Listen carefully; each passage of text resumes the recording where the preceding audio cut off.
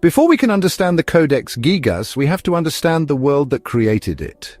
In the early 13th century, deep in the heart of Bohemia, modern-day Czech Republic, a Benedictine monastery undertook a monumental task, the creation of what would become the largest surviving medieval manuscript in history. But this wasn't just a writing project, it was the product of a culture rooted in devotion, discipline, and a hunger for knowledge.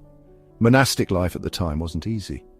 Benedictine monks lived by a strict rule, the rule of Saint Benedict, a guide that demanded prayer, manual labor, silence, and study. Their days began before sunrise and ended well after dusk. But in between their religious duties, monks did something extraordinary. They preserved the knowledge of the ancient world. In an era when most people couldn't read or write, monasteries were islands of learning.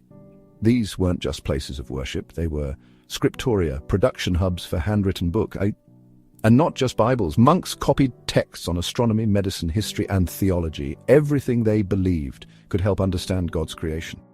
In Bohemia, this mission took on added importance. Christianity had only recently taken firm root in the region. With support from Czech kings like Ottokar II, monasteries were encouraged not just to pray, but to educate, to become cultural powerhouses. That's the world that gave us the Codex Gigas. The 13th century was also a time of curiosity where belief in angels and demons coexisted with a growing interest in science, alchemy, and the stars. And the Codex reflects all of this.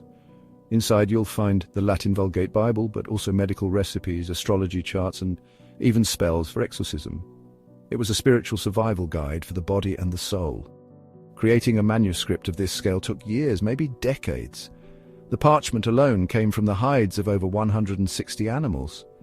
And while a single scribe is believed to have written most of it, others likely helped with the binding, the planning, and the illustrations, especially the infamous devil portrait. The monastery that produced the Codex wasn't working in isolation. It was connected to a continent-wide network of learning, all powered by monks who saw no contradiction between faith and knowledge, in a time when wars, plagues, and ignorance threatened the fragile memory of civilization.